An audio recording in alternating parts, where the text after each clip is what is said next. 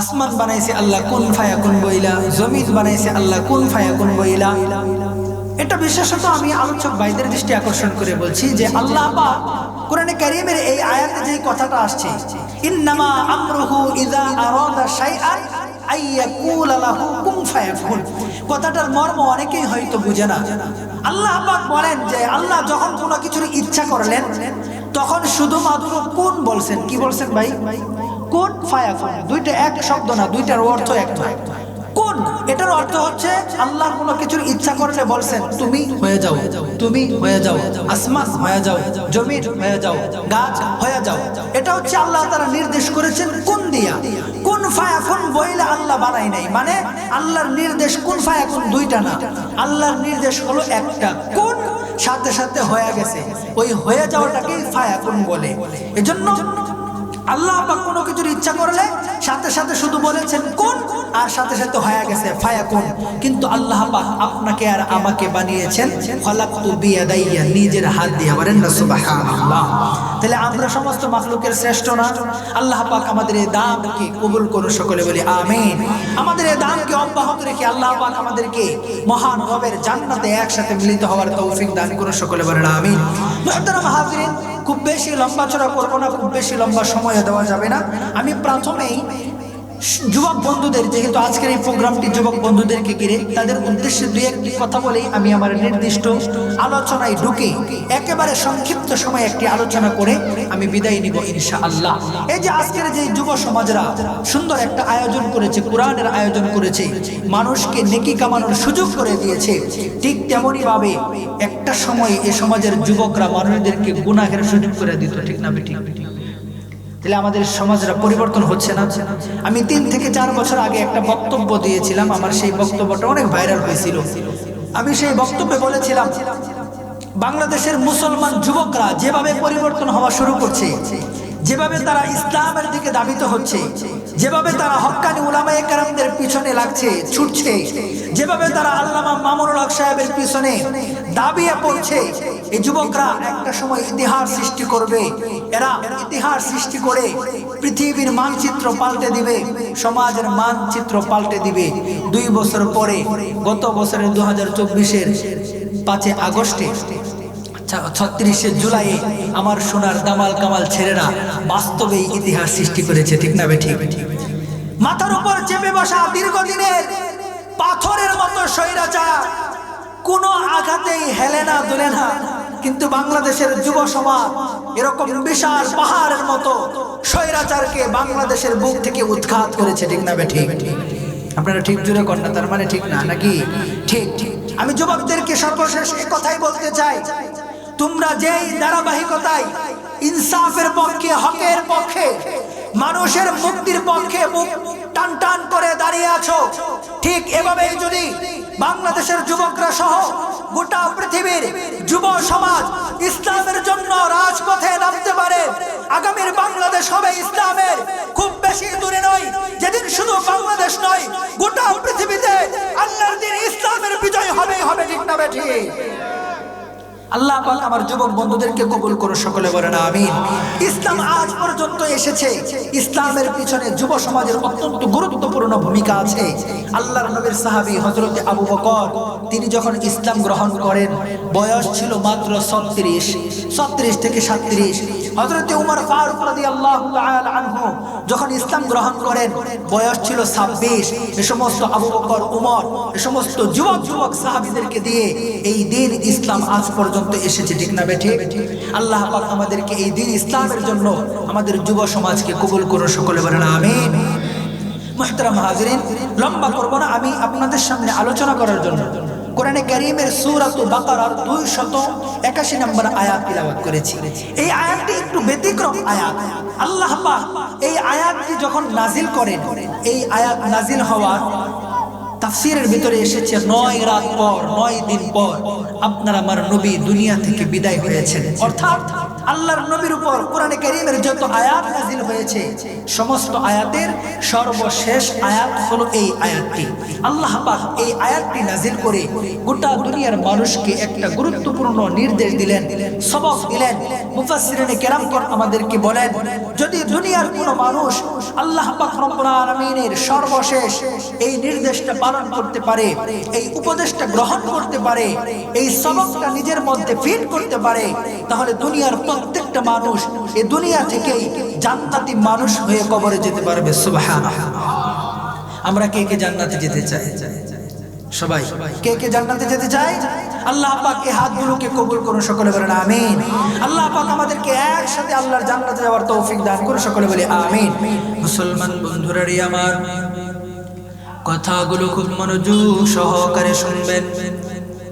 আল্লাহ পাক রব্বুল আলামিন বলেন, ওয়াত্তাকু ইয়াওমান তুরজাউনা ফীহি ইলাল্লাহ, ওয়াত্তাকু ইয়াওমান তুরজাউনা ফীহি ইলাল্লাহ। ও দুনিয়ার মানুষ, তোমরা ওই দিনের ভয় অন্তরে ঢুকাও। ভালো করে বুঝবেন, আল্লাহ পাক বলেন তোমরা ওই দিনের ভয় অন্তরে ঢুকাও যেই দিন এ দুনিয়ার প্রত্যেকটা মানুষকে তার রবের কাছে ফিরে যেতে হবে।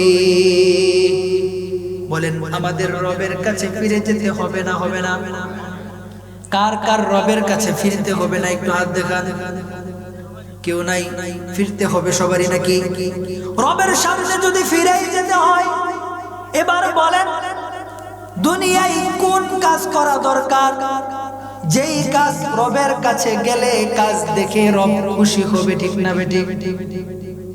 কথা বোঝা যাচ্ছে? ওই কাজ দুনিয়ার মানুষের করে যাওয়া উচিত, যেই কাজ করে গেলে রবের সামনে উপস্থিত হলে রব আমাকে দেখেই খুশি হয়ে যাবে। যেমন মনে করেন দুনিয়ায় যদি কোনো এমপি মন্ত্রীর কোনো লোক থাকে, আর সেই লোক যদি এমপির কাছে দেখা করতে চায়, মন্ত্রীর সাথে দেখা করতে চায়, এমপি মন্ত্রীর সাথে সাক্ষাতের আগে যদি ওই মানুষটা এমন কিছু কাজ করে যায় যেই কাজগুলোতে এমপি বা মন্ত্রী খুশি হয়, দেখবেন ওই লোকটা এমপি মন্ত্রীর সামনে যাওয়ার আগে আগে দেখা মাত্রই এমপি বা মন্ত্রী সুন্দর একটা হাসি দিবে। ঠিক না বেঠি? পক্ষান্তরে যদি আপনি এমন কোন কাজ করে যান যেই কাজগুলো এমপি মন্ত্রীর পছন্দনীয় না, খুশি হওয়ার মতো না, দেখবেন আপনি তার সামনে যাবেন, চেহারার দিকে তাকানো যাবে না। ঠিক না বেঠি? ও বন্ধু, এই জন্য আমার আল্লাহ বলেন, ওয়াত্তাকু ইয়াওমান তুরজাউনা ফীহি ইলাল্লাহ। ও দুনিয়ার মানুষ, অন্তরের ভিতর ওই দিনের ভয় ঢোকাও যেই দিন দুনিয়ার প্রত্যেকটা মানুষকে তার রবের কাছে ফিরে যেতে হবে। ও বন্ধু, যদি রবের কাছে ফিরেই যেতে হয়, রবের দেয়া সেই দুনিয়ার জীবনে যদি দুনিয়ার মানুষ ভালো ভালো কাজ করে যেতে পারে, দুনিয়ার মানুষ দুনিয়া থেকে বিদায় হয়ে রবের সামনে যাওয়ার আগেই দেখবেন রব আপনার উপর খুশি হয়ে আপনাকে জান্নাতের মেহমান বানায়া দিবে। ও বন্ধু, একমাত্র একটা কাজ, ওয়াত্তাকু ইয়াওমান তুরজাউনা ফীহি ইলাল্লাহ, অন্তরে রবের কাছে ফিরে যাওয়ার ভয়। মানে কি? মানে হচ্ছে হাসরের মাঠ। ওই হাসরের মাঠে দুনিয়ার এমন কোন মানুষ নাই যেই মানুষকে রবের সামনে গিয়ে দাঁড়িয়ে তার জীবনের প্রত্যেকটা কর্মের হিসাব দিতে হবে না। এ দুনিয়ার মানুষ যাই করুক, সেটা যেখানেই করুক, যেভাবেই করুক, একদিন তার রবের সামনে সমস্ত কর্মের হিসাব দিতে হবে। ও বন্ধু, এই কারণে আমার আল্লাহ সতর্ক করেন, সাবধান, দুনিয়ায় যাওয়ার পরে যদি ভুইলা যাও, দুনিয়ার রং তামাশাই পয়রা যদি অন্তরে এই কথা না থাকে, তাহলে কিন্তু আমার সামনে আসলে ধরা খেয়ে যাবে। এই জন্য আমার আল্লাহ দুনিয়ায় কিতাব পাঠায়া, রাসূল পাঠায়া, নবী পাঠায়া, নবীর ওয়ারিস উলামায়ে কেরাম পাঠায়া দায়িত্ব দিয়া দিলেন, ও উলামায়ে কেরাম, ও নবীরা শোনো, উম্মতদেরকে শিখাও, উম্মতদেরকে বুঝাও, তারা যেন দুনিয়া পাইয়া, দুনিয়ায় যাইয়া, দুনিয়ার রং তামাশাই পইরা রবের সামনে একদিন দাঁড়াইতে হবে, এই কথা যেন কেউ ভুলে না যায়। যদি স্মরণে থাকে, যদি মনে থাকে, যদি অন্তরে থাকে, ওই ব্যক্তির দ্বারা খারাপ কাজ করা সম্ভব না। ভালো ভালো কাজ তার দ্বারা আদায় হবে, ভালো ভালো কাজের সাথে থাকবে। আর যদি হায়াতের জীবনে ভালো ভালো কাজ করে আসে, তাহলে আমি রবের কাছে আসবে মাত্রই আমি খুশি হইয়া আমার ওই বান্দাকে জান্নাতে ঢুকায়া দিব। বন্ধু বলেন, হাসরের মাঠে আমাদের প্রত্যেক কর্মের হিসাব হবে না, হবে না? আমার আল্লাহ বলেন, ওয়ানাদুল মাওয়াজিনাল কিসত লিয়াউমিল কিয়ামাহ, কিয়ামতের ময়দানে দুনিয়ার প্রত্যেকটা মানুষের কর্মগুলো আমি আল্লাহ বিশাল বড় মিজানের পাল্লা বসাইয়া দুনিয়ার মানুষের কর্মগুলো পাল্লাই তুইলা আমি অনুমাপ করব। মাপ করার পরে এ দুনিয়ার মানুষের যার নেকির পাল্লা ভারী হবে সে যাবে আমার জান্নাতে, আর যার বদের পাল্লা ভারী হবে সে ক্ষণস্থায়ী ভাবে হলেও যেতে হবে আল্লাহর জাহান্নামে। ঠিক না বেটি? বন্ধু, দুনিয়ার মানুষের চলাফেরা, চাল চলন এমন দেখলে মনে হয় কোনোদিন এই মানুষটা মরবে না, মনে হয় কোনোদিন তার কবরে যেতে হবে না, মনে হয় কোনোদিন রবের সামনে তার দাঁড়াতে হবে না। এমন মানুষ আমাদের সমাজে আছে না নাই? আর মিয়া, যে ব্যক্তি আযান হওয়ার পরে মসজিদে না গিয়া দোকানে পয়সা পয়সা টিভি দেখে, বলেন তার অন্তরে কি এই ভয়টা আছে একদিন রবের সামনে দাঁড়াইতে হবে? আছে নাকি? যদি থাকতো আল্লাহর কসম করে বলি কষ্টির কালেও মসজিদে না গিয়া দোকানে পয়সা পয়সা টিভি দেখা সম্ভব হতো না। ঠিক না বেটি? বন্ধু, যে কারণে আমার মূল আলোচ্য বিষয়ের মূল টপিক, অন্তরে ভয় থাকতে হবে আল্লাহর, রবের সামনে দাঁড়ানোর ভয় থাকতে হবে, রবের সামনে একদিন দাঁড়াইতে হবে, এই কথা প্রতি মুহূর্তে অন্তরে থাকতে হবে। যদি অন্তরে এই কথাটা থাকে তাহলে গুনার কাজ কম হবে, নেকির কাজ বেশি হবে। শয়তান সুবল দিয়ে গুনার কাজে অংশগ্রহণ করাইতে কম পারবে, নেকির কাজে যাওয়ার জন্য মন তৈরি হবে। ঠিক না বেঠি? বন্ধু, আমার আলোচনা এখন ঢুকবো। এতক্ষণ আলোচনার সারাংশ ছিল, প্রারম্ভিক ছিল, আলোচনার মূল ফোকাসিং এ নেওয়ার জন্য ডানে বামে কিছু কথা বললাম। এবার আসুন মূল আলোচনায় যায়। আমার আল্লাহ বলেন, ওয়াত্তাকু ইয়াওমান তুরজাউনা ফীহি ইলাল্লাহ, ও দুনিয়ার মানুষ ওই দিনের ভয় করো যেদিন দুনিয়ার প্রত্যেকটা মানুষকে তার রবের কাছে ফিরে যেতে হবে। এবার রবের কাছে যাওয়ার পর রব যখন ফয়সালা করবেন দুনিয়ার কর্মগুলো হিসাব কইরা প্রত্যেকের হাতে হাতে আমলনামা ধরায়া দেওয়া হবে। কেউ বা ডান হাতে পাবে, কেউ বা বাম হাতে পাবে। যেই ব্যক্তিটা ডান হাতে আমলনামা পাইবে হাসতে হাসতে আমার আল্লাহর জান্নাতে ঢুইকা যাবে। ও বন্ধু, আর যেই ব্যক্তিটা আমলনামা ডান হাতে পাইবে না, পাইবে বাম হাতে। কারা বাম হাতে আমলনামা পাবে? যারা দুনিয়ায় নেকমতো আমল করে নাই, ঠিক মতো আল্লাহর পথে চলে নাই, বাম হাতে আমলনামা ধরায়া দেওয়া হবে। দুনিয়ার মানুষগুলোর যখন এমন হিসাব কিতাব শুরু হবে, এক শ্রেণীর বাটপার টাইপের মানুষ হাসরের মাঠে থাকবে, যারা কিনা আমলনামা ধরায়া দেওয়ার পরে হাসরের মাঠেও বাটপারি করবে। আল্লাহকে বলবে, আল্লাহ এই যে আমার আমলনামা, এই আমলনামাই এই যে গুনাহ, এই যে গুনাহ, এই যে গুনাহ, এই যে গুনাহ, আল্লাহ গো এই গুনাহগুলো আমার আমলনামায় কেমনে উঠলো? এই গুনাহগুলো তো আমি দুনিয়ায় করি নাই। ও বন্ধু, বলেন দেখি হাসরের মাঠে মিথ্যা কথা বলে পার পাওয়ার কোনো সুযোগ আছে? সবাই বলে না আছে? হাসরের মাঠে ঘুষ চলে নাকি? দুর্নীতি চলবে নাকি? চুরি ডাকাতি চলবে নাকি? নেতার ক্ষমতার পাওয়ার চলবে নাকি? সুন্দর একটা হাদিস মনে পড়ে গেল, আপনাদেরকে শোনাই। একদিন আল্লাহর নবী সাহাবায়ে কেরামদেরকে নিয়ে বসে রয়েছেন, তালিম করবেন।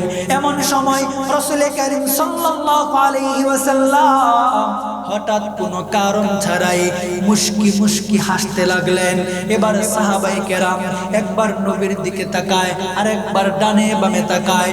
ডানে বামে তাকাইয়া দেখে কোনো কারণ নাই, কিন্তু নবীজি ঠিকই হাসতেছেন। এবার সাহাবায়ে কেরাম অবাক হয়ে যায়, কি ব্যাপার, নবী হাসে কেন, কারণ কি? এবার সাহাবায়ে কেরামদের ডানে বামে সামনে পিছনে তাকানো দেখা আমার নবী সাহাবীদেরকে জিজ্ঞেস করে, ও আমার সাহাবীরা, তোমরা কি ভাবতেছো আমি রাসূল হাসি কেন? এই জন্য আমি রাসূল কেন হাসি? ডানে বামে কই জ্বালাব নাই। আমি রাসূল কেন হাসি জানো? আমার চোখের সামনে একটা দৃশ্য বাইসা গেছে, এই জন্য আমি রাসূল হাসি। সাহাবায়ে কেরাম বললেন, ইয়া রাসূলুল্লাহ, কি সেই দৃশ্য, কি কারণে আপনি হাসলেন? আমাদেরকে যদি জানাইতেন, ওগো নবী, আমরা তো উপদেশ নিতে পারতাম। এবার নবী বলেন, শুনো, আমার চোখের সামনে হাসরের মাঠের চিত্র বাইসা গেছে। বলে, কি চিত্র? বলে, আমি নবী হাসরের মাঠের চিত্র দেখতেছি। এক শ্রেণীর মানুষ হাসরের মাঠে আমার আল্লাহ হিসাব কিতাব করতেছে। আমলনামা হাতে দেওয়ার পরে তাদের গুনাহগুলো দরায়া দরায়া দরায়া দরায়া দেওয়া হবে। এবার এক শ্রেণীর মানুষ আমি রাসূলের চোখের সামনে ভাসতেছে, তারা আল্লাহকে বলে, আল্লাহ, এই গুনাহটা আমি করি নাই, এই গুনাহটা আমি করি নাই। আল্লাহ গো, এই গুনাহটা ভুলে আমার আমলনামায় উইঠা গেছে। আমার নবী বলেন, এই জন্য আমি হাসি। বেয়াকুফের দলেরা তারা মনে করছে, মনে হয় এটা মনে হয় দুনিয়ার ইউনিয়ন পরিষদ, 2000 টাকা দিলেই যেই কাজ করে ওটাই নেতা ঘুরায় ফিরে প্রমাণ করে দেয়, করে নাই। ঠিক না বেঠিক? বলে না ঠিক না বেঠিক? সত্য কাজ এমন কিছু লোক আছে নিজে কাজটা অবশ্যই করছে, অবশ্যই করছে, কিন্তু আমার দেশের কিছু মরল আছে 2000 টাকা দিলে যেই মানুষটা কাজ করছে সত্য, আবার করে নাই এটা সত্য বানায় দেয়, আছে না নাই? নির্দোষ মানুষকে বাঁচায় দেয়, আবার দোষীরা পার পেয়ে যায়। আমার রাসূল বলে, বেয়াকুফের দলদের এই ধরনের কথা আমার চোখের সামনে ভাসতেছে, এই জন্য আমি হাসি। এবার বান্দারা বলবেন, আল্লাহ, এই গুনাহগুলো আমরা করি নাই, কেমনে আমলনামায় উঠবো? এবার আল্লাহকে বলবে, আল্লাহ, আমরা যে এই গুনাহগুলো করছি এর দলিল কি? ও আল্লাহ, আমাদেরকে এমন একটা দলিল দেন, যেই দলিল দিলে বিশ্বাস করব আমরা এই পাপগুলো করছি। কেমন বড় বাটপার! আল্লাহর সামনে গিয়া এরকম বাটপারি করবেন। রাসূল মুস্কি মুস্কি হাসে আর সাহাবায়ে কেরামদেরকে বলতেছে। এবার আমার নবী বলেন, ও সাহাবীরা, আরো মজার কথা শোনো। এবার যখন এই পাপীগুলো আল্লাহকে এমন কথা বলবে, এমন কথা বলার পরে আমার আল্লাহ বলবেন, ও বান্দা বান্দিরা, পাপ করছো, এবার প্রমাণ দিলাম, বিশ্বাস করতে চাও না? বলো তোমরা কেমন প্রমাণ পাইলে বিশ্বাস করবা? এবার ওই শ্রেণীর মানুষেরা হাসরের মাঠে আমার আল্লাহকে বলবে, ও আল্লাহ গো, কাফা বিনাফসিকাল ইয়াউমা আলাইকা হাসিবা। আমার আল্লাহ বলেন, হাসরের মাঠে অন্য কোনো প্রমাণের প্রয়োজন নাই, অন্য কোনো সাক্ষীর প্রয়োজন নাই। প্রত্যেক ব্যক্তি নিজের জন্য নিজেই যথেষ্ট হইবে। সে দুনিয়ায় কি করছে না করছে আলাদা কোনো সাক্ষী প্রমাণের প্রয়োজন নাই। প্রত্যেক ব্যক্তি নিজেই সেদিন প্রমাণ। কেমনে হবে? এবার আমার নবী বলেন, হাসরের মাঠে আমার আল্লাহ ওই শ্রেণীর মানুষগুলোর জবানে একটা তালা মাইরা দিবেন। জবানে তালা মাইরা আমার আল্লাহ কুদরতি ক্ষমতা দেখাইবেন। আমার আল্লাহ বলেন, আল-ইয়াউমা নাখতিমু আলা আফওয়াহিহিম। আমার আল্লাহ সাথে সাথে ফেরেশতাদেরকে বলবেন, আমার এই নাফরমান বান্দা বান্দির জবানটাকে বন্ধ করে দাও, জবানে মোহর মাইরা দাও, জবানটাকে তালা মাইরা বন্ধ করে দাও, জবানে যেন আর কোনো কথা বলতে না পারে। ও বন্ধু, এবার জবানটা বন্ধ কইরা আমার আল্লাহ ওই হাসরের মাঠে এই শ্রেণীর মানুষগুলোর হাতকে শক্তি দিয়ে দিবে কথা বলার জন্য, পাকে শক্তি দিয়ে দিবে কথা বলার জন্য, অঙ্গ প্রত্যঙ্গের মধ্যে আমার আল্লাহ শক্তি দিয়ে দিবে কথা বলার জন্য। এবার এক এক করে আল-ইয়াউমা নাখতিমু আলা আফওয়াহিহিম ওয়া তুকাল্লিমুনা আইদিহিম ওয়া তাশহাদু আরজুলুহুম বিমা কানু ইয়াকসিবুন। জবান বন্ধ করে দেওয়ার পরে ওই মানুষগুলোর হাত কথা বলতে থাকবে, এক এক করে বলতে থাকবে, আল্লাহ গো, আমি হাত আজকে সাক্ষ্য দিচ্ছি তোমার এই বান্দা বান্দি আমাকে ব্যবহার করে, এই তোমার দেয়া নিয়ামত হাতগুলো ব্যবহার করে এই অন্যায় করেছে। দুনিয়ার কেউ না দেখলে সেদিন নিজের অঙ্গ প্রত্যঙ্গ মাওলার দরবারে সুপার নালিশ করবে, ঠিক না বেঠি? আমার নবী বলেন এবার বান্দা বান্দির অঙ্গ প্রত্যঙ্গ কথা বলে তার ব্যাপারে সাক্ষী দেওয়া শুরু করবে। এবার যখন সাক্ষী দেওয়া শেষ, বান্দাগুলো সেদিন আফসোস কইরা বলবে, হায় হায় হায়, কোন বাটপারি করলাম, বাটপারি করে তো পার পাইলাম না, বরং উল্টা আরো ধরা খেয়ে গেলাম। আমার নবী বলেন, ও সাহাবীরা, এই চিত্রটা আমার চোখের সামনে বাড়ছে, যেই কারণে আমি এই বেয়াকুব বান্দা বান্দির কর্ম দেখা দেখা মুচকি মুচকি হাসলাম। তার মানে কি? তার মানে দুনিয়ার প্রত্যেকটা মানুষের সকল কর্মের জন্য আলাদা কোনো সাক্ষীর প্রয়োজন নাই। হাসরের মাঠে নিজের অঙ্গ প্রত্যঙ্গই নিজের ব্যাপারে সাক্ষ্য দিবে। এই জন্য দুনিয়ার কোনো কাজ করতে গেলে, কোনো কর্ম করতে গেলে কেউ দেখলো না দেখলো, কেউ জানলো না জানলো, এই ভয় না কইরা ভয় করতে হবে একমাত্র হাসরের মালিক, আপনার আমার মালিক, সব কিছুর মালিক আল্লাহ তাআলাকে, ঠিক না বেঠি? খারাপ লাগতেছে? খারাপ লাগতেছে? শেষ করে দিই, রাত অনেকটা হয়ে গেছে না? আরেকটু চলবে? থাকবেন ইনশাআল্লাহ না ভাগবেন? আসুন আরেকটু সামনে যাই। এই জন্য আমার আল্লাহ কোরআনে কারীমের সর্বশেষ এমন একটা আয়াত নাযিল করলেন। আগেই বলছি, যদি দুনিয়ার কোনো মানুষ এই একটা নির্দেশ, এই একটা আদেশ, আল্লাহর এই একটা উপদেশ অন্তরে গাইথা নেই, আল্লাহর কসম তার দ্বারা কোনো পাপ হওয়া সম্ভব না। দুনিয়া থেকে আমার আল্লাহর জান্নাতের মেহমান হয়ে কবরে যেতে পারবে, ঠিক না বেঠি? যেমন মনে করেন অনেকে নামাজের সময় মসজিদের মিনারা থেকে আজান হয়, আজান হওয়ার পরে মসজিদে না যাইয়া দোকানে বইসা বইসা টিভি দেখে। আল্লাহর কসম, যদি ওই মানুষের অন্তরে এই ভয়টা ঢুইকা যায়, আমি যদি নামাজে না যাইয়া দোকানে বইসা বইসা টিভি দেখি, আমার রবের সামনে হিসাব দিতে হবে। আল্লাহর কসম, নামাজের সময় কোনো মুসলমান দোকানে থাকতে পারবে না, ঠিক না বেটি?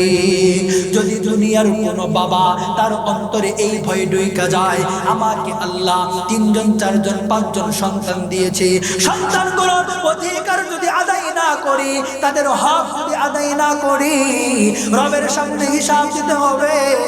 ও বন্ধু, এই ভয়টা যদি অন্তরে থাকে, দুনিয়ার কোনো বাবা তার সন্তানের হক নষ্ট করবে না, ঠিক না বেটি? দুনিয়ায় যারা স্বামী আছে তাদের অন্তরে যদি এই ভয়টা থাকে, আমি যদি অনর্থক স্ত্রীর উপর জুলুম করি, কথায় কথায় স্ত্রীকে মারি, স্ত্রীর গায়ে আঘাত করি, আমার রবের সামনে তো একদিন হিসাব দিতে হবে। আল্লাহর কসম করে বলি, এই ভয়টা যদি অন্তরে থাকে, তাহলে কোনো স্বামী স্ত্রীর উপর কোনো দিন জুলুম করবে না, ঠিক না বেঠি? ও বন্ধু, তার মানে কি? এমন ভাবে দুনিয়ার প্রত্যেকটা কর্মের পিছনে যান, গিয়ে দেখবেন যদি অন্তরে আল্লাহর ভয় থাকে, হাসরের মাঠে দাঁড়ানোর ভয় থাকে, দেখবেন অন্যায় হবে না। আমার দেশে এমন অসংখ্য চোর আছে, ডাকাত আছে, বাটপার আছে, দুর্নীতিবাজ আছে, অসংখ্য এমন দুর্নীতিবাজ আছে, নেতা হইয়া জনগণের সেবক হইয়া বসছে। এবার যখন সরকারের পক্ষ থেকে, রাষ্ট্রের পক্ষ থেকে প্রতিনিধি হিসাবে একটা রাস্তার বাজেট দেয় 10 লাখ টাকা, 10 লাখের মধ্যে 5 লাখ খায়া 5 লাখ আরেকজনের কাছে হস্তান্তর, ওই জন 2 লাখ খায়া আরেকজনের কাছে 3 লাখ, এইভাবে শেষ পর্যন্ত কোটি কোটি টাকার বাজেট আসার পরেও সমাজের ভাঙা রাস্তাগুলো আর ঠিক হয় না, ঠিক না বেটি? আল্লাহর কসম করে বলি, যদি এই ব্যক্তিগুলোর অন্তরে এই ভয়টা থাকে, একদিন আমার রবের সামনে দাঁড়াইতে হবে, রবের কাছে হিসাব দিতে হবে, কি করলাম না করলাম, কতটুকু বাজেট আসলো, কতটুকু মারলাম, কতটুকু খাইলাম, রবের সামনে হিসাব দিতে হবে। আল্লাহর কসম করে বলি, এমন ভয় যেই প্রতিনিধিদের অন্তরে থাকবে, সমাজের হক কোনোদিন নষ্ট হবে না, ঠিক না বেঠিক? আমার কথা রাইট আছে না রং? তাহলে কি আমাদের আগামীর বাংলাদেশে আমাদের সমাজপতি এমন হওয়া উচিত না যাদের অন্তরে আল্লাহর ভয় থাকবে? কথা বলে না? তাহলে বলেন, আল্লাহর ভয় কাদের অন্তরে বেশি? আমার আল্লাহ বলেন, ইন্নামা ইয়াখশাল্লাহা মিন ইবাদিহিল উলামা। আল্লাহ নিজে সাক্ষ্য দেন, আমার বান্দা বান্দীদের মাঝখান থেকে যাদের অন্তরে আসমানি ইলম আছে, কুরআনের ইলম আছে, তাদের অন্তরে আমি আল্লাহর ভয় বেশি, ঠিক না বেঠিক? তাহলে বলেন, যাদের অন্তরে আল্লাহর ভয় বেশি, আল্লাহর ভয় আছে, তারা যদি রাষ্ট্র চালায়, রাষ্ট্রের উন্নয়ন হবে না হবে না? অনেকে কয় না, একটু জোরে কই, হবে না হবে না? তাহলে আমরা কি চাই? আমাদের রাষ্ট্রের উন্নতি চাই না চাই না? আমরা কি আমাদের দেশ থেকে চুরি বন্ধ হোক, চাই না চাই না? আমাদের দেশ থেকে ডাকাতি বন্ধ হোক, চাই না চাই না? আমাদের দেশ থেকে সকল দুর্নীতি বন্ধ হোক। যারা আমার দেশের সম্পদ লুণ্ঠন করে, দুর্নীতি করে, কোটি কোটি টাকা বাহিরে পাচার করে, বেগম পাড়ায় বাড়ি নির্মাণ করে, আল্লাহর কসম করে বলি, একটার অন্তরেও রবের সামনে একদিন দাঁড়াতে হবে, হিসাব দিতে হবে, এই ভয় নাই। এজন্য আমরা যদি আমাদের বাংলাদেশটাকে সুন্দর করে সাজাতে চাই, আমাদের সমাজগুলোকে সুন্দর করে সাজাতে চাই, আগামীর বাংলাদেশে আমরা তাদেরকে জনপ্রতিনিধি বানাবো যাদের অন্তরে আল্লাহর ভয় আছে, ঠিক না বেঠি? আল্লাহ কবুল করুন। ও বন্ধু, একমাত্র দুনিয়ায় এমন একটা মেডিসিনই আছে, যেই মেডিসিনে মানুষকে পাপ থেকে বাঁচাইতে পারে। আল্লাহর কসম করে বলি, পুলিশ দিয়েও কাজ হবে না, সেনাবাহিনী দিয়েও কাজ হবে না, র্যাব বাহিনী দিয়েও কাজ হবে না, সিসিটিভি লাগাইয়াও কাজ হবে না, ঠিক না বেঠি? বন্ধু, আজকের প্রোগ্রাম যেহেতু যুব সমাজদেরকে ঘিরে আমার যুবক বন্ধুরা আয়োজন করেছে, এই জন্য যুবকদেরকে নিয়ে আমি ছোট্ট একটা ঘটনার মাধ্যমে আমার আলোচনা আরেকটু সামনের দিকে নিতে চাই। বাংলাদেশের একজন প্রখ্যাত আলেম ছিল, নাম শাহ হাকিম মোহাম্মদ আখতার রহমাতুল্লাহি আলাইহি, যাকে আরিফ বিল্লাহ উপাধি দেওয়া হয়। অসংখ্য উলামায়ে কেরামের মুরব্বী, অনেক বড় একজন আল্লাহর ওলি ছিল।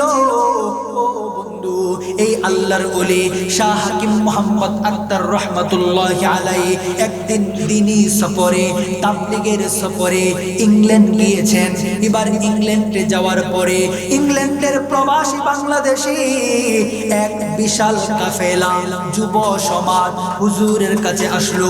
আয়েশা সালাম দিয়া পরিচয় হইয়া বলে, ও আল্লাহর ওলি, শুনেছি আপনি বাংলাদেশ থেকে এসেছেন, আমরা সবাই প্রবাসী মুসলিম বাংলাদেশি যুবক। এরকম বাংলাদেশ থেকে আলেমরা বিভিন্ন দেশে গেলে বিভিন্ন দেশের প্রবাসী ভাইয়েরা দেখা করে, আসে না নাই? বলে না? আমাদের বাংলাদেশ থেকে উলামায়ে কেরাম যখন বাহিরে যায়, দল বাইদা বাইদা যুবকরা আয়েশা, কারণ বাংলাদেশ থেকে কেউ গেলে তাদের তৃপ্তি লাগে, বাংলাদেশে কাউকে পাইলে তারা নিজেরা আয়েশাই জড়ায়া ধরে, পরিচয় হয়, আপ্যায়ন করে। আমাকেও আল্লাহ কবুল করেছিল। যাওয়ার পরে বাংলাদেশি তো দেখলেই চিনা ফেলে, বিভিন্ন মসজিদ থেকে বাংলাদেশি যুবকরা আয়েশা সালাম দিয়া পরিচয় হয়, তাদের ভালো লাগে। ঠিক তেমন হাকিম মোহাম্মদ আখতার সাহেব রহমাতুল্লাহি আলাইহি ইংল্যান্ড যাওয়ার পরে বিশাল এক যুবক কাফেলা হুজুরের কাছে আয়েশা সালাম বিনিময় কইরা পরিচয় হওয়ার পরে হুজুরের কাছে বলে, ও হুজুর, ও গো আল্লাহর ওলি, আমরা সবাই এমন একটা দেশে আসছি যেই দেশে চোখ খোলা লাগে না, চোখ বন্ধ কইরাই জিনা চলে। হুজুর বললেন, কেমনে? যুবকগুলো জবাব দিল, ও গো আল্লাহর ওলি, এটা এমন একটা দেশ, এই দেশের নারীরা বলতে গেলে পোশাক পরেই না, বরংস এমন অবস্থা তাকানোর আগেই জিনা হয়ে যায়। ওগো আল্লাহর ওলি, এই দেশের নারীরা আমাদেরকে ঘন ঘন অফার দেয়, তাদের দিকে আমাদেরকে আহ্বান করে, আমরা তো গুনার মধ্যে লিপ্ত হয়ে যাচ্ছি। ওগো আল্লাহর ওলি, আপনার কাছ থেকে এমন একটা আমল চাই, এমন একটা পরামর্শ চাই, এমন একটা উপদেশ চাই, যেই উপদেশটা মানলে পরে গুনাহ থেকে বাঁচতে পারবো, জিনা থেকে বাঁচতে পারবো, নারীদের ফিতনা থেকে বাঁচতে পারবো। এবার আল্লাহ ওলি বলেন, শুনো, তোমাদেরকে আমি একটা কবিতা মুখস্থ করায়া দেই। কবিতাটা মুখস্থ করে রাখবা, যখনই কোনো নারী তোমাদেরকে গুনার দিকে আহ্বান করবে, তখন তোমরা এই কবিতার মাধ্যমে জবাব দিবা।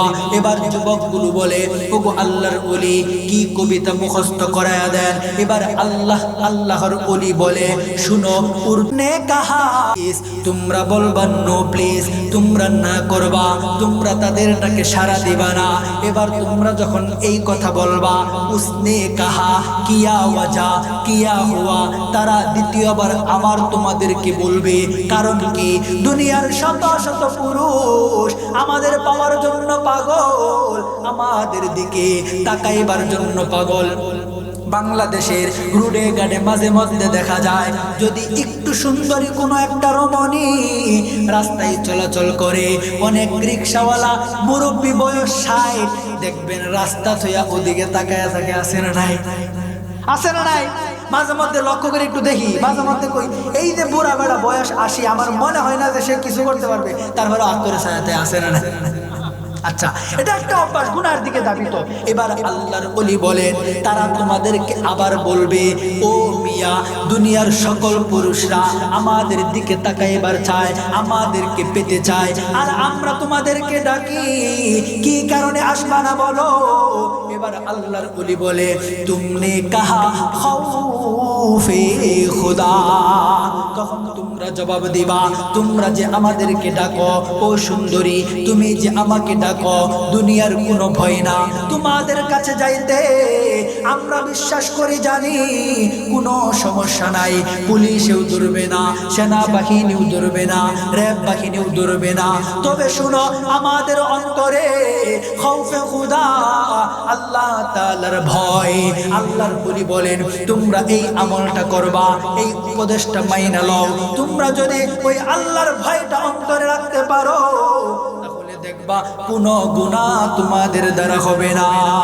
এবার যুবকগুলো এই আমল নিয়া চইলা যায়, উপদেশ নিয়ে চইলা যায়। এবার যাওয়ার পরে কিছুদিন পরে আবার আল্লাহর ওলি বাংলাদেশে ফিরে আসে, আবার কিছুদিন গ্যাপ দিয়া আবার ইংল্যান্ডে সফরে যায়। এবার যাওয়ার পরে ওই যুবক কাফেলা আবার এই আল্লাহর ওলির সাথে দেখা করে। এবার দেখা কইরা বলে, ও আল্লাহর ওলি, আপনি যেই নসিহত কইরা গেছেন, যেই উপদেশ দিয়া গেছেন, আমাদেরকে যেই কবিতা শিখায়া গেছেন, আলহামদুলিল্লাহ, আপনার শিখানো কবিতার ভাষায় আলহামদুলিল্লাহ, এখন আর আমাদের কোনো জিনার গুনাহ হয় না। ও বন্ধু, আল্লাহর ভয় যখন মনে করো, সমাজে 50টা যুবক বসবাস করে, 40টা মনে করো 49টা যুবক দুনিয়ার তাড়নায়, যৌবনের তাড়নায় দেখবা বিভিন্ন স্টাইল নিয়ে ঘুরে বেড়া। চুলের কাটিং দেখলে ও মা গো, না জানি কি, শরীরের পোশাকের কাটিং দেখলেও ভয় ভয় লাগে। 50টা যুবকের মাঝখানে একজন যুবক এমন আছে যার চুলে কোনো পাট নাই, পোশাকেও কোনো ভঙ্গিমা নাই। সবাই যখন এলোমেলো অবস্থায় পাঙ্কু কইরা ঘুরে, এমন কিছু যুবক আছে যারা রাসূলের সুন্নতি আদর্শে, সুন্নতি পোশাক পইরা আমার রাসূলের সুন্নতি জীবন যাপন করে। আছে না নাই? কেন কেন কেন জিজ্ঞাসা করো, খোঁজ নাও, দেখবা তার অন্তরে আল্লাহর ভয় ঢুইকা গেছে। সমাজের সব যুবকগুলো যখন 500 টাকা কইরা, 1000 টাকা কইরা জমা দিয়া দেখবা বিভিন্ন জায়গায় ঘুরতে যায়, সিনেমা দেখতে যায়, নাটকে যায়, এখানে সেখানে যায়। দেখবা কিছু যুবক 500 টাকা 1000 টাকা দিয়া এই গুনাহে যায় না, দেখবা তারা আলাদা সেপারেট হইয়া নামাজের সময় মসজিদে যায়। আছে না নাই? ও বন্ধু, দেখবা 50টা যুবক 49টা যুবকের চেহারায় দাঁড়িয়ে নাই, পাঙ্কু কইরা ঘুরে, দাঁড়িয়ে রাখলে সুন্দরীরা পছন্দ করবে না। দেখবা এমন কিছু যুবক সমাজে আছে আমার রাসূলের সুন্নাত দাড়িটা চেহারায় রেখা দিছে। দিন শেষে পুরস্কার কি? পুরস্কার হলো তুমি ভঙ্গি সঙ্গী মাইরা ফটকাবাজি কইরা ঘুরতে ঘুরতে এমন এক বউ পাইছো যে বউ তোমার সারা দিন জ্বালায়, ঠিক না বেঠি? আর যেই যুবকটা কোনো পাঠটাট না কইরা, ভঙ্গি বাট্টা না কইরা, সুন্দরী রমণীর পিছে না কইরা, সুন্নতে জীবন যাপন কইরা নামাজ পড়ছে, মুখে দাঁড়িয়ে রাখছে, সাধারণ যুবক দেখা গেল দিন শেষে বিয়ে করার পরে এমন একজন স্ত্রী পাইছে যেই স্ত্রী তার ঘরটাকে আলোকিত বানায় দিছে, ঠিক না বেটি? ও বন্ধু, আল্লাহর ভয় দামি সম্পদ। ছোট্ট একটা ঘটনা বইলা আমি আমার আলোচনা শেষ করতে চাই। আল্লাহর নবীর সাহাবী হযরতে উমর, ইসলামের দ্বিতীয় খলিফা, আবু বকর প্রথম খলিফা, আবু বকর ইন্তেকালের পর দ্বিতীয় খলিফা হয়ে যায় হযরতে উমর। এবার হযরতে উমর, ও বন্ধু ভালো করে বুঝবেন, আর হয়তো 5-7 মিনিটের মধ্যেই শেষ করব। আল্লাহর নবীর সাহাবী হযরতে উমর ফারুক ইসলামের খলিফা হয়ে যাওয়ার পর এবার যখন ক্ষমতার মসনদে বসা, ও বন্ধু আপনাদেরকে ইসলামী শাসন ব্যবস্থা, খেলাফতের শাসন ব্যবস্থার কথা আমরা কেন বলি, উলামায়ে কেরাম কেন বলে, ইসলামের মধ্যেই মানুষের মুক্তি কেন বলে, ইসলামের মধ্যেই মানুষের অধিকার প্রতিষ্ঠিত হয় কেন আমরা বলি, মনোযোগ দিয়ে শোনেন। এবার উমর ফারুক খেলাফতের মসনদে বসার পরে একদিন রাতের বেলা তিনি নিজের খেলাফতের যেই আসন, সেই আসন থেকে বের হইয়া মদিনার গলিতে বের হয়ে যায়। উদ্দেশ্য কি? উদ্দেশ্য হলো তার প্রজারা কেমন আছে খোঁজ খবর নেওয়ার জন্য, মদিনার বাসিন্দারা কেমন আছে খোঁজ খবর নেওয়ার জন্য। ছোট্ট একটা প্রশ্ন করি, বাংলাদেশের ইতিহাসে এমন কোন নেতা পাইছে যেই নেতা রাতের বেলা মানুষ কেমন আছে খোঁজ নিতে যায়? পাইছেন? আমি পাইছি। রাতের 12টা-1টার সময় অনেক এলাকার চেয়ারম্যান, ভাইস চেয়ারম্যান, নেতা পাইছি রাত 12টার সময় মাল খায়া মাতাল হয়ে রাস্তা পায় না, আসে না নাই? এই জন্যই তো আমরা ইসলামের কথা বলি, খেলাফতের কথা বলি। ইসলামের যারা খলিফা হয় রাত হলে মাতাল হয়ে ঘুরবে না, বরং জনগণের খবর নেওয়ার জন্য সমাজ ঘুরবে, ঠিক না বেঠি? ঠিক তেমন উমর ফারুক গভীর রাতে মদিনার অলি গলি দিয়ে ঘুরে, এমন সময় হঠাৎ ছোট ছোট বাচ্চাদের কান্নার আওয়াজ শুনি না উমর ফারুক আমিরুল মুমিনিন ঘরের ভিতর চুকি দিলেন। উকি দেওয়ার পরে তাকায়া দেখে টু টু করে বাতি জ্বলে, আগুন জ্বলে। এবার আমিরুল মুমিনিন মনে করলেন মনে হয় বাড়ির ভিতরে আগুন লাগছে, যে কারণে বাচ্চাগুলো কান্নাকাটি করতেছে। এবার আমিরুল মুমিনিন বাড়ির ভিতরে প্রবেশ কইরা সালাম দিয়া জিজ্ঞেস করে বাড়ির ভিতরে কে আছে, কোনো সমস্যা হইল নাকি? এবার ভিতর থেকে একজন মহিলা সালামের জবাব নিয়ে বলে, ও যুবক, এই গভীর রজনীতে তুমি কে? ও যুবক, তুমি এই গভীর রজনীতে আমার বাড়িতে কেন ঢুকলা? এবার আমিরুল মুমিনিন বলে, বাচ্চাদের কান্নার আওয়াজ শুই না, মনে হইল আপনাদের কোনো বিপদ, এই জন্য আমি আগায়া আসলাম। এবার মহিলা বলে, শোনো, বিপদের কথা কি শুনবা?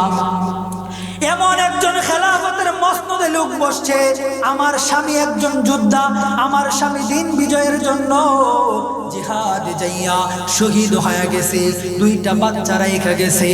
বর্তমান সময়ের খেলাফতের মসনদে বসা, নাম শুনলাম উমর ফারুক, আমার স্বামী দিনের জন্য শহীদ হয়ে গেছে, কিন্তু খলিফা উমর ফারুক আমাদের কোনো খোঁজ খবর নেই নাই, যেই কারণে আমাদের ঘরে খাবার নাই, বাচ্চারা খাবারের জন্য কান্নাকাটি করে, কিন্তু আমি নারী মানুষ, খাবার থেকে দিব, তাদের তো খাবার দিতে পারি না। এই বলে বলে বাচ্চাদেরকে সান্ত্বনা দেই, ও বাচ্চারা আর একটু অপেক্ষা করো, এই যে চুলার উপর দেখছো ডেক্সি, এই ডেক্সির মধ্যেই খাবার আছে, আর একটু অপেক্ষা করো, খাবার খাবারটা হয়ে যাবে। এই বলে বলে বাচ্চাদেরকে সান্ত্বনা দিয়ে রাখছে। বাচ্চারা খাবারের জন্য কান্নাকাটি করে। এবার আমিরুল মুমিনিন বলেন, ও মা কি বলেন খেলাফতের পক্ষ থেকে? ও মা, আপনার জন্য কোনো খাবার আসে না নাকি? আপনার স্বামী ইসলামের যোদ্ধা, আপনার জন্য বাইতুল মাল থেকে কোনো খাবার আসে না নাকি? এবার মহিলা বলে, ও যুবক শোনো, মাথাটা আর খারাপ কইরো না। উমর ফারুক এমন একজন খলিফা, আমার কোনো খোঁজ খবর নেই না। ও মিয়া শোনো, আমার যদি সুযোগ হয় হাশরের মাঠে আল্লাহর সামনে উমরের নামে বিচার দায়ের করব। এবার সামনে কে দাঁড়ানো বলেন? উমর ফারুক নিজেই দাঁড়ানো, কিন্তু মহিলা তো চেনে না। এই কথা শোনার সঙ্গে সঙ্গে উমর ফারুক একটা দৌড় দেয়। এক দৌড় দিয়া বাইতুল মালে গিয়া বাইতুল মালের খাদেম আসলামকে বলে, ও আসলাম, জলদি কইরা একটা আটার বস্তা আমার কাঁধে তুইলা দাও। খাদেম আসলাম আটার বস্তা আইনা নিজের কাঁধে তুইলা দেয়। এবার যখন উমর ফারুক আটার বস্তা নিয়ে আগাইতে লাগলেন, খাদেম ডাক দিলেন, ও আমিরুল মুমিনিন, আটার বস্তা নিয়া এই গভীর রজনীতে কোথায় যান? এবার খাদেমকে উমর ফারুক জবাব দেয়, আমার এই প্রজাদের মাঝখান থেকে একজন মানুষ না খায়া পরিবার নিয়ে সন্তান নিয়ে কষ্ট করে তার ঘরে খাবার পৌঁছাতে যায়। এবার খাদেম বলে, ও আমিরুল মুমিনিন, আমি তো খাদেম আছি, খাবারের বস্তা আটার বস্তা আপনি না নিয়া ও আমিরুল মুমিনিন আটার বস্তাটা আমি খাদেমের কাঁধে তুইলা দেন। এবার উমর ফারুক খাদেমকে বলে, ও খাদেম, আটার বস্তা দিব, শর্ত আছে। আমি তোমাকে দু চারটা প্রশ্ন করতে চাই, যদি প্রশ্নের উত্তর দিতে পারো তাহলে আটার বস্তা তোমার কাঁধে। এবার খাদেম বলে, ও আমিরুল মুমিনিন, বলেন বলেন কি প্রশ্ন? এবার আমিরুল মুমিনিন বলে, ও খাদেম, হাশরের মাঠে দুনিয়ার প্রত্যেকটা মানুষের হিসাব কিতাব হবে, দুনিয়ার প্রত্যেকটা মানুষের দায়িত্বের ব্যাপারে জিজ্ঞাসা করা হবে, কথাটা কি সত্য না মিথ্যা? এবার খাদেম বলে, ও আমিরুল মুমিনিন, 100% সত্য। হাশরের মাঠে দুনিয়ার প্রত্যেকটা মানুষের হিসাব হবে, তার প্রত্যেকের নিজ নিজ দায়িত্ব কতটুকু সেটার হিসাব হাশরের মাঠে হবে। এবার আমিরুল মুমিনিন বলে, ও খাদেম আসলাম, এবার আরেকটা প্রশ্নের উত্তর দাও। সেই দিন হাশরের মাঠে বলো দেখি, একজনের গুনাহের বোঝা, একজনের পাপের বোঝা, একজনের দায়িত্বের বোঝা আরেকজন বহন করবে নাকি? এবার খাদেম বলে, ও আমিরুল মুমিনিন, এটা তো সম্ভব না, কারণ রব নিজেই জানিয়ে দিয়েছেন, ওয়ালা তাজিরু ওয়াজিরাতুন বিজরা উখরা, হাশরের মাঠে একজনের হিসাব আরেকজন দিবে না, একজনের গুনাহের বার আরেকজন নিবে না, একজনের পাশে আরেকজন দাঁড়াবে না। ও আমিরুল মুমিনিন, সেদিন কেউ কারো গুনাহের বোঝা বহন করবে না। এবার আমিরুল মুমিনিন বলে, ও খাদেম আসলাম, হাশরের মাঠে আমি উমর যদি আমার দায়িত্বের ব্যাপারে রবের কাছে ধরা খাই, রব যদি আমার দায়িত্বের ব্যাপারে আমাকে জিজ্ঞাসা করে, তুমি কিন্তু আমার দায়িত্বের হিসাব দিবা না, সেদিন কিন্তু ঠিকই বলবা উমর ফারুককে চিনি না। ও খাদেম, হাশরের মাঠে হিসাব যেহেতু আমি উমর, আমারটা আমাকেই দিতে হবে, তাই আটার বস্তার জিম্মাদারি আমার, আমার জিম্মাদারি আমাকেই পালন করতে দাও। বন্ধু, লম্বা হয়ে যাচ্ছে, কষ্ট হইতেছে, কষ্ট হইতেছে না? আর 2-4-5 মিনিট। এবার আমিরুল মুমিনিন আটার বস্তাটা কাঁধে নিয়া দৌড় দিয়া বিধবা মহিলার বাড়িতে চলে যায়। মহিলার বাড়িতে গিয়া আটার বস্তাটা দিয়া বলে, ও মা গো, এই যে নাও খাবার দিয়ে গেলাম, তোমার সন্তানদেরকে নিয়ে খাবার খাও। এবার মহিলা বলে, ও যুবক, তুমি কে? তোমার পরিচয় বাকি, তোমাকে তো চিনলাম না। এবার আমিরুল মুমিনিন বলে, ও মা, আমাকে চিনতে হবে না, আমাকে চিনবেন না, আপনি আপনার সন্তান নিয়ে খাবার খান, আল্লাহ বাঁচায় রাখলে এই খাবার শেষ হওয়ার আগে আমি আবার আসব। এবার মহিলা বলে, ও যুবক, চলে তো যাবে, সমস্যা নাই, তবে যাওয়ার আগে ছোট্ট একটা কথা বলি শুনো, বর্তমান খেলাফতের মসনদে যে বসা, ওই উমর ফারুক এই খেলাফতের একেবারেই যোগ্য না। আমার মন বলে এই মদিনার খেলাফতের জন্য যোগ্য হইলা তুমি যুবক। এবার এই কথা বলার পরে আমিরুল মুমিনিন চলে যায়। যাওয়ার পরে পরের দিন সকালবেলা একদল সৈন্য কাফেলা পাঠায় দিল এই মহিলার বাড়ি। গিয়া বলে যাও ওই মহিলার বাড়ি গিয়া ওই মহিলা এবং তার পরিবারের সন্তানদেরকে আমার বাইতুল মালে নিয়ে আসো, আমার খানকায় নিয়ে আসো।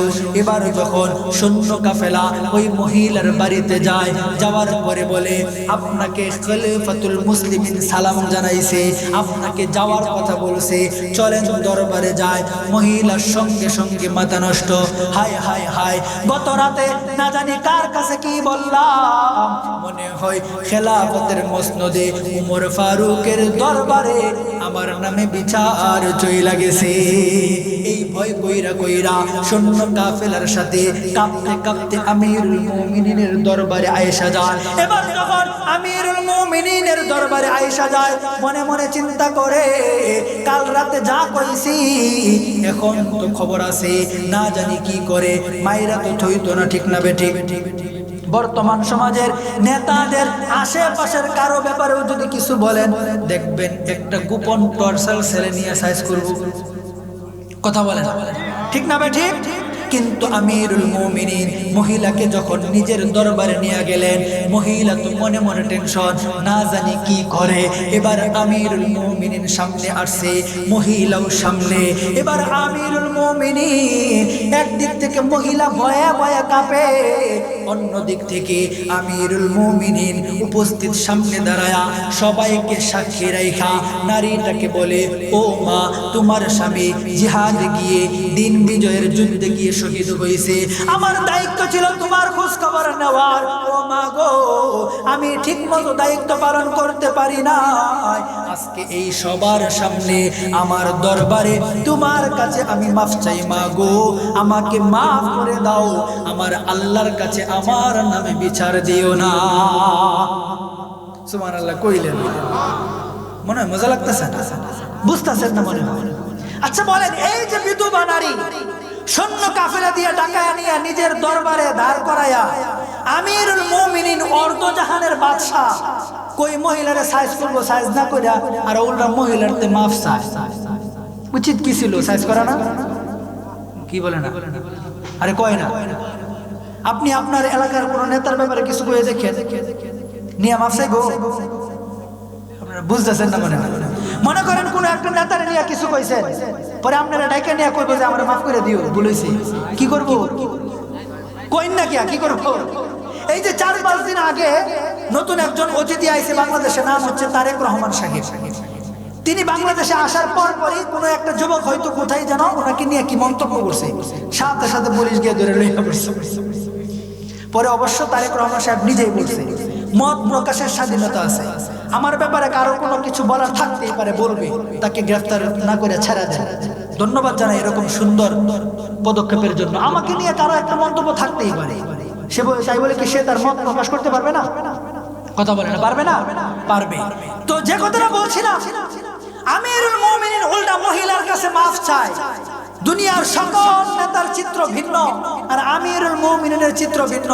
সবাই টর্চার সেলে নিয়ে সাইজ করে আর আমিরুল মুমিনিন মহিলার কাছে মাফ চায়। বলেন তো কারণটা কি? সবাই বলে না, কার ভয়? কার ভয়? আল্লাহর ভয়। এই আল্লাহর ভয় অত্যন্ত দামি একটা জিনিস। দুনিয়ার প্রত্যেকটা সেক্টরের যে যেখানে আছে ওই মানুষের অন্তরে যদি আল্লাহর ভয় ঢুকে যায়, পুলিশ লাগবে না, সেনাবাহিনী লাগবে না, র্যাব বাহিনী লাগবে না, ওই মানুষ কখনোই কোনো অপরাধ করতে পারে না, ঠিক না? ঠিক না? তাহলে বলেন, সমাজ পরিবর্তনের জন্য, মানুষের জীবন পরিবর্তনের জন্য, যুব সমাজ পরিবর্তনের জন্য কি দরকার? পুলিশ, পুলিশ, সেনাবাহিনী, র্যাব, সিসি ক্যামেরা, কি দরকার? সবাই বলেন কি দরকার? আল্লাহর ভয়। আল্লাহ পাক আমাদেরকে আমাদের অন্তরে আল্লাহর ভয় লালন করার তৌফিক দান করুন। যে যুবকের অন্তরে আল্লাহর ভয় আছে, আল্লাহর কসম, সে কোনোদিন 31st নাইটে কোনো বিতর্কিতের সংস্কৃতির কোনো উদযাপন করতে পারে না, ঠিক না? ঠিক। সর্বশেষ আমি আমার যুবকদেরকে উদ্দেশ্য করে দুই একটি কথা বলে আমি আমার বক্তব্য, আমার আলোচনা শেষ করতে চাই। অমুসলিম যুবক, বিশেষ করে তোমার কাছে, গোটা দুনিয়া, বিশেষ করে বাংলাদেশের যুবকদের কাছে আমি একটি আবদার করতে চাই, তোমাদের বিবেকে আমি একটি প্রশ্ন করতে চাই। আজকে 31 নাইট, তারপর এ ধরনের যত কালচার আছে বিধর্মীদের, সমস্ত কালচারগুলো বাংলাদেশে আমদানি করেছে বিধর্মীরা, ইসলামের দুশমনেরা, ইসলামের শত্রুরা। খোঁজ নিয়ে দেখো, তোমাদেরকে বিভিন্ন দিবস দিয়া, 31 নাইটের অনুষ্ঠান, এ ধরনের বিভিন্ন দিবস দিয়া তোমাদেরকে এগুলোতে মাতোয়ারা বানায়া তলে তলে দেখো তারা গিয়া তোমার বাবরি মসজিদ ভাঙে, তারা ফিলিস্তিনে মুসলমান হত্যা করে, তারা কাশ্মীরে মুসলমান মারে, তারা তোমার মসজিদে আকসা, প্রথম কিবলা, মুসলমানের প্রথম কিবলা মসজিদে আকসা দখল করে। ঠিক না বেঠিক? যুবকদেরকে রঙের মধ্যে লাগায়া, কারণ তারা তো ইতিহাস জানে। যদি যুবকরা তাদের অন্তরে জিহাদের তামান্না লালন করে, যদি যুবকরা সালাহুদ্দিন আইয়ুবী হয়ে যায়, যদি যুবকরা ওমর ফারুকের মতো জেগে উঠে, তাহলে মসজিদে আকসা দখল করতে পারবে না, মসজিদে বাবরি মসজিদ তারা ভাঙতে পারবে না। সেজন্যই মুসলিম যুবকদেরকে ঘুম পাড়ানোর জন্যই তারা বিভিন্ন অনুষ্ঠান দিয়ে, 31 নাইট, বিভিন্ন কালচার দিয়ে যুবকদেরকে দুনিয়ায় এ ধরনের অনুষ্ঠানের পিছনে মাতোয়ারা করে রেখেছে। ঠিক না বেঠিক? তাহলে আমাদের কাজ কি? আমরা কি এগুলোর পিছনে পড়ে থাকবো? এগুলোর পিছনে পড়ে থাকবো? তোমাদেরকে সর্বশেষ বার্তা দেই, আমরা 1971 সনে বাংলাদেশ স্বাধীনতার যুদ্ধ করেছি, যুবকদের ভূমিকা ছিল। 52তে ভাষা আন্দোলন হয়েছে, যুবকদের ভূমিকা ছিল। 2024-এ আবার নতুন যেই গণ অভ্যুত্থান হয়েছে, যুবকদের মাধ্যমে হয়েছে। অতীতে অনেক অভ্যুত্থান হয়েছে, ও সমস্ত অভ্যুত্থান নিয়ে আমাদের কোনো বক্তব্যও নেই, মাথা ব্যথাও নেই। তবে আমি মুসলিম যুবকদের কাছে বলতে চাই, অভ্যুত্থান, গণজোয়ার, গণ আন্দোলন, সংগ্রাম অনেক হয়েছে। এবার আর কোনো তন্ত্রমন্ত্রের জন্য সংগ্রাম নয়, এবার আরেকটি সংগ্রামের প্রয়োজন। তবে সেই সংগ্রাম হবে মোদির মাথার উপর কালিমার পতাকা উড়ানোর জন্য, ডোনাল্ড ট্রাম্পের মাথার উপর কালিমার পতাকা উড়ানোর জন্য, গোটা দুনিয়ায় ইসলাম প্রতিষ্ঠার সংগ্রাম। ঠিক না বেঠিক? কারা কারা তৈয়ার? আল্লাহ পাক কবুল করুন, সকলে বলেন আমিন। সর্বশেষ রাসূলের ছোট্ট একটি হাদিস বলে আমি আমার আলোচনা শেষ করছি। আমার নবী বলেন, ইত্তাকিল মাহারিমা তাকুন আবদান নাস। ও আমার উম্মতেরা, তোমরা হারাম থেকে বেঁচে থাকো, তোমরা হারাম থেকে বেঁচে থাকো। হারাম থেকে বেঁচে থাকলে উত্তম মানুষ হয়ে যাবে, উত্তম বান্দা বান্দি হয়ে যাবে।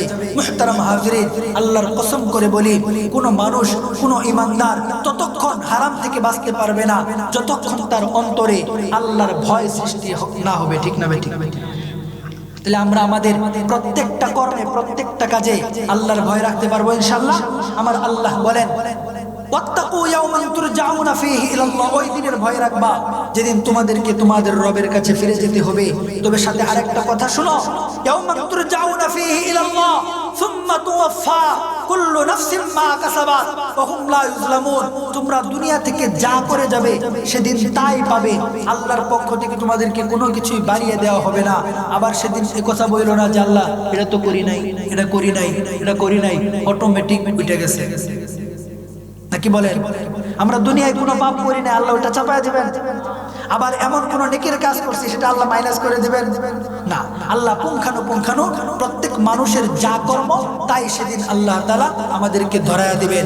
অতএব যার কর্ম ভালো হবে, দুনিয়ায় যে সচেতন হয়ে দেখে দেখে আল্লাহর হুকুমগুলো মেনে ভালো ভালো কাজের সাথে সম্পৃক্ত থেকে দুনিয়ার জীবন পরিচালনা করবে, আমার আল্লাহ তাদের সঙ্গী হয়ে আল্লাহ পাক তাদেরকে জান্নাতের মেহমান বানায়া দিবেন। সকলে বলি আমিন। আল্লাহ পাক আজকের এই মাহফিলকে কবুল করুন, যুব সমাজকে কবুল করুন এবং আমাদের যুব সমাজকে ইসলামের পথে ধারাবাহিক এগিয়ে যাওয়ার তৌফিক দান করুন। আর মুরব্বী বাবাদেরকে, এ সমস্ত দিনদার ইসলাম প্রিয় যুবকদেরকে সহযোগিতা করার তৌফিক দান করুন। দরকার আছে না নাই? যুবকরা কাজ করবে, আমরা সহযোগিতা করবো, পারবো না ইনশাআল্লাহ? মাহফিল এই বছরই শেষ, আর দরকার নাই। দরকার আছে? আল্লাহ কবুল করুন। এ পুরা সমাজে একটা কোরআনের মাহফিল অনেক কল্যাণ বই আনবে। ঠিক না বেঠিক? আল্লাহ পাক কবুল করুন। আল্লাহ পাক যে কথাগুলো বললাম ভুল ভ্রান্তি হলে আমাকে সর্বপ্রথম ক্ষমা করে, তারপর সহি সঠিক কথাগুলোর উপর প্রথমে আমাকে, তারপর আপনাদের সবাইকে আল্লাহ পাক আমল করবার তৌফিক দান করুন। সকলে বলি আমিন। ওয়া আখিরু দাওয়ানা আনিল হামদুলিল্লাহি। দোয়া হুজুর করবেন আমিন والصلاة والسلام على سيد المرسلين وعلى آله وأصحابه أجمعين ربنا ظلمنا أنفسنا وإن لم تغفر لنا وترحمنا لنكونن من الخاسرين رب ارحمهما كما ربياني صغيرا اللهم رب ارحمهما كما ربيانا صغيرا رب العالمين এই গভীর রজনীতে কোরআনের মাহফিল সমাপ্ত করে আয় আল্লাহ তোমার শাহী দরবারে হাত বাড়িয়েছি আয় আল্লাহ তুমি মেহেরবানি করে আমাদের প্রত্যেকের জিন্দেগির সকল গুনাহ খাতাগুলি মাফ করে দাও রব্বুল আলামিন এই গভীর রজনীতে দুনিয়ার প্রত্যেকটা দরবারের দরজাগুলো বন্ধ হয়ে গেছে আয় আল্লাহ আমাদের শুধুমাত্র কেবলমাত্র দরবার একটাই সেটাই হলো তোমার দরবার আয় আল্লাহ দুনিয়ার সকল দরবার বন্ধ হইলে আমাদের কোনো টেনশন নাই ও মালিক আমরা তো ঘুরে ফিরে শুধুমাত্র তোমার দরবারেই পড়ে থাকি আল্লাহ গভীর রজনীতে ভিক্ষুকের মতো তোমার কাছে মাফ চাই ও মালিক জীবনে এত গুনাহ করছি এই জমিনের উপর আমার চাইতে বড় গুনাহগার আর কেউ আমার চাইতে বড় নাফরমান আর কেউ নাই গো মালিক আল্লাহ দূরে সরিয়ে দিও না গো মালিক আয় আল্লাহ মেহেরবানি করে আয় আল্লাহ তুমি আমাদের জিন্দেগির সকল গুনাহ খাতাগুলি মাফ করে দাও রব্বুল আলামিন এই মজমায় এমন অনেক সন্তান হাত বাড়াইছে যেই সন্তানের মা দুনিয়ায় নাই গো মালিক জনম দুঃখিনী বাবা দুনিয়া থেকে চলে গেছে গো মালিক আল্লাহ কত সন্তান এমন আছে নিজ হাতে মা বাবাকে কবর রাখছে আল্লাহ মেহেরবানি করে তুমি আমাদের প্রত্যেকের মা বাবার কবরগুলো জান্নাতের বাগান বানায়া দাও আয় আল্লাহ এমন অনেক সন্তান আছে মা বাবা জীবিত থাকতে মায়ের খেদমত করতে পারে না আল্লাহ এমন অনেক সন্তান আছে মা বাবা যখন জীবিত ছিল সন্তান তখন প্রতিষ্ঠিত ছিল আজকে সন্তান প্রতিষ্ঠিত হয়েছে গো মালিক কামাইয়ের অভাব নাই টাকা পয়সার অভাব নাই মনে চায় মা বাবার মুখে দামি দামি ফল তুলে দেয় আল্লাহ কিন্তু সেই সুযোগটা আর নাই মা ঘর নাই গো মালিক বাবা ঘর নাই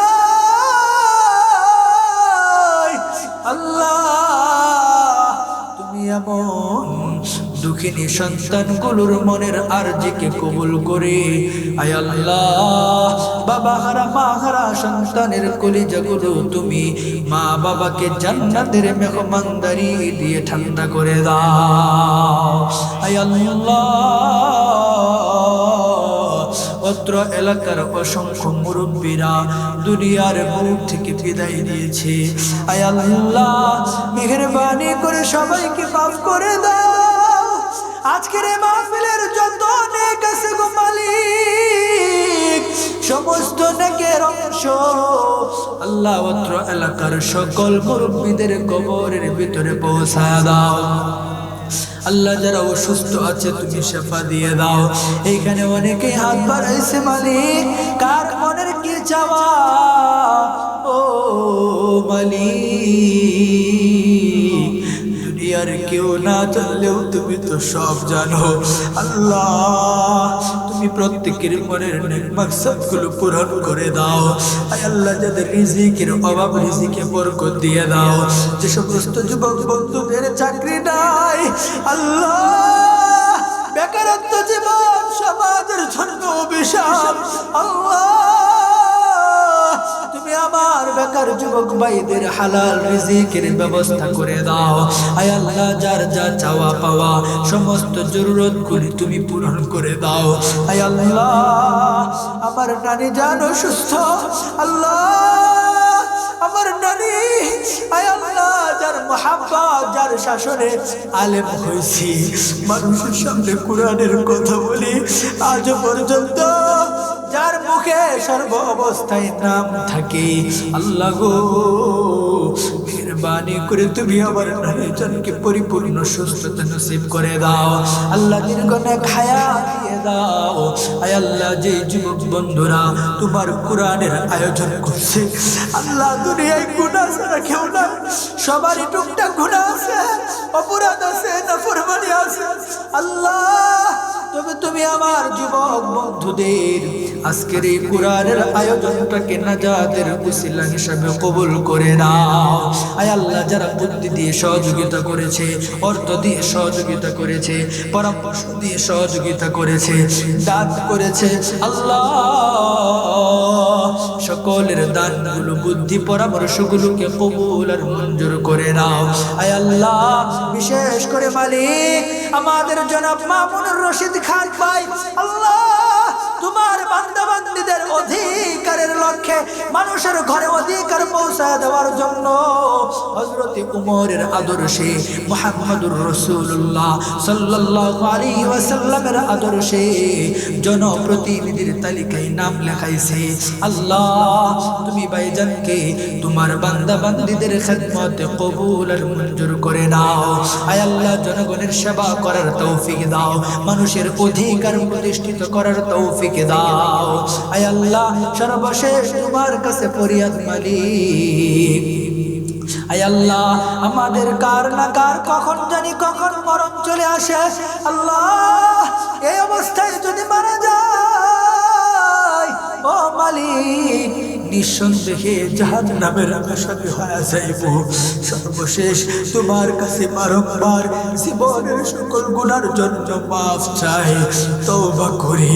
আস্তাগফিরুল্লাহ আস্তাগফিরুল্লাহ আস্তাগফিরুল্লাহ আস্তাগফিরুল্লাহ। মালিক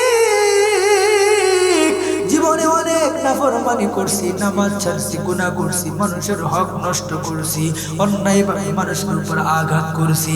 এই মুহূর্তে সমস্ত অন্যায়ের জন্য তোমার কাছে তওবা করে সমস্ত অপকর্মের জন্য মাফ চাচ্ছি।